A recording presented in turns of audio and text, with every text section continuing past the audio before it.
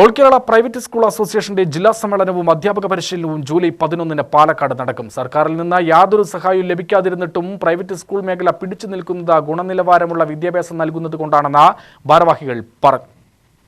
കെട്ടിട നിർമ്മാണത്തിനോ അധ്യാപക വേതനമായോ ഒരു രൂപ പോലും സർക്കാരിൽ നിന്ന് ലഭിക്കാതെയാണ് സ്വകാര്യ വിദ്യാഭ്യാസ മേഖല പ്രവർത്തിക്കുന്നത്. വിദ്യാർത്ഥികളുടെ കലാകായിക പ്രവർത്തനങ്ങൾക്കും സർക്കാർ പിന്തുണയില്ല.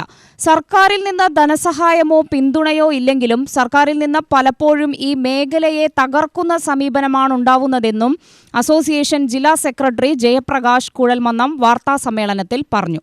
ഈ സ്വകാര്യ സ്കൂളുകൾ എന്ന് പറഞ്ഞു കഴിഞ്ഞാൽ നമ്മൾക്ക് റെക്കഗ്നിഷന് വേണ്ടിയിട്ടും അതുപോലെ തന്നെ അത് CBSE ആയിക്കോട്ടെ, കേരള സ്റ്റേറ്റിൻ്റെ ആയിക്കോട്ടെ, അതിനു വേണ്ടിയിട്ടുള്ള സമയങ്ങളിലെല്ലാം നമ്മൾ അവർ പറയുന്ന മാനദണ്ഡങ്ങൾ പാലിക്കാനായിക്കൊണ്ട് ശ്രമിക്കുകയും ചെറിയ എന്തെങ്കിലുമൊക്കെ കാരണങ്ങൾ കൊണ്ട് ആ മാനദണ്ഡങ്ങൾ പാലിക്കപ്പെടാതിരിക്കുമ്പോൾ ഈ സ്വകാര്യ മേഖലയിൽ തന്നെ പ്രവർത്തിക്കുന്ന നൂറുകണക്കിന് വിദ്യാലയങ്ങൾ എല്ലാ ജില്ലകളിലുമുണ്ട്. അതിൽ പാലക്കാട് ജില്ലയിലും ഇത്തരം ധാരാളം വിദ്യാലയങ്ങളുണ്ട്.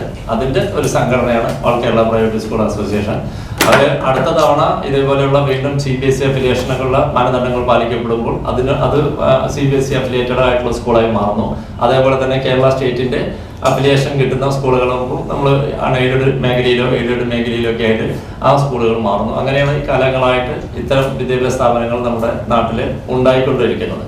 അപ്പോൾ ഈ പ്രൈവറ്റ് സ്കൂളുകൾക്ക് ഈ പറഞ്ഞ ഗവൺമെന്റിന്റെ, കേന്ദ്ര ഗവൺമെന്റിന്റെയോ സംസ്ഥാന ഗവൺമെന്റിന്റെയോ യാതൊരു തരത്തിലുള്ള ഒരു സപ്പോർട്ടും ഇല്ലാതെ പ്രവർത്തിക്കുന്നത് കൊണ്ട് ഈ മേഖലയിലെ വിദ്യാർത്ഥികളാണെന്നും ഈ മേഖലയിൽ ജോലി ചെയ്യുന്ന 10,000-കണക്കിന് വരുന്ന അധ്യാപകരുണ്ട്. അവരെല്ലാവരും ക്വാളിഫൈഡ് ആയിട്ടുള്ള B.Ed TTC ഒക്കെ കഴിഞ്ഞ ഗവൺമെന്റിന്റെ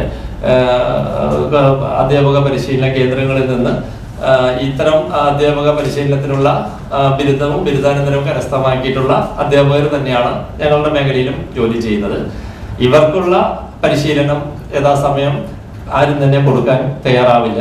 അതേപോലെ തന്നെ ഈ മേഖലയിലുള്ള വിദ്യാർത്ഥികൾക്കുള്ള ക്വിസ് മത്സരമാണെങ്കിലും കലോത്സവമാണെങ്കിലും കായികമേളയാണെങ്കിലും നടത്താനും ഗവൺമെന്റിന് തയ്യാറാവില്ല.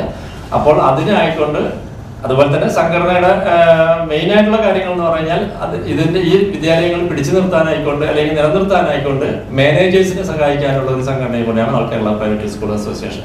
സർക്കാർ നടപടികൾക്കെതിരെ സുപ്രീം കോടതി വരെ പോവേണ്ടി വന്നിട്ടുണ്ട്. അധ്യാപക വിദ്യാർത്ഥി നിലവാരം കൂടുതൽ മെച്ചപ്പെടുത്തുന്നതിന്റെ ഭാഗമായാണ് അധ്യാപക പരിശീലനം നൽകുന്നത്. ഉന്നത വിദ്യാഭ്യാസമുള്ളവരും സർക്കാർ ജോലി ലഭിക്കാത്തവരുമായ ആയിരക്കണക്കിന് അധ്യാപകരാണ് സ്വകാര്യ മേഖലയിൽ ജോലി ചെയ്യുന്നത്. ഇംഗ്ലീഷ് അധിഷ്ഠിത മികച്ച വിദ്യാഭ്യാസം പ്രതീക്ഷിക്കുന്നതുകൊണ്ടാണ് പ്രൈവറ്റ് സ്കൂൾ മേഖലയെ രക്ഷിതാക്കൾ ആശ്രയിക്കുകയും പിന്തുണയും ചെയ്യുന്നത്. ജില്ലാ പ്രസിഡന്റ് MV കൃഷ്ണൻകുട്ടി, രക്ഷാധികാരികളായ R സുനിത, R ബാലൻ എന്നിവരും വാർത്താസമ്മേളനത്തിൽ പങ്കെടുത്തു. UTV news, Palakkad.